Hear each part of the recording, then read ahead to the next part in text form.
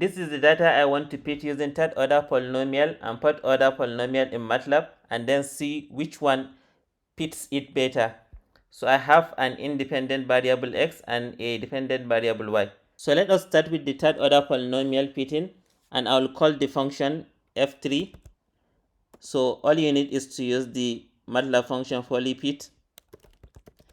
It takes 3 arguments. The first argument is the independent variable, and then the dependent variable y, and then the order of the polynomial, which in this case is 3. So if you press enter, so this is your polynomial. So it means you have y, which is your dependent variable, is just equal to f3, which is a function of x, and you have the polynomial as this. So now say I want to find the value of y when s is equal to 4. So all I need to do is to use Polyval. So I will call the variable y underscore 4. So I will use the function Polyval, and I know my function is f3. So I have f3, and then I will just give the value of the number, which is 4. So it means when s is equal to 4, my y is just equal to this number. So for the fourth order fitting, I will still use Polyfit. The only difference is in the third argument. Instead of 3, I will use 4. And this is my function. So now it means my y has this equation.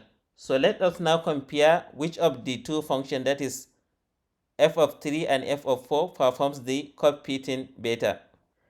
So as we know, x is a vector with these values.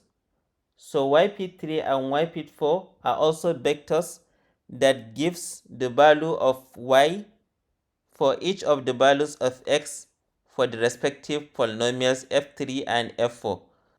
So the rest of the code plot y against x and then compares how the polynomials fit the data. So let us just run the code. So as you can see, this is the plot that compares our fitting.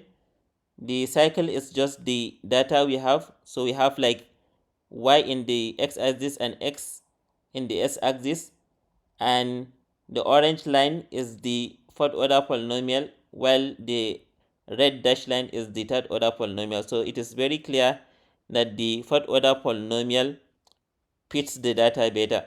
If you want to learn how to solve nonlinear equations in MATLAB, watch the video on the screen. Please like and subscribe to the channel. Thank you for watching.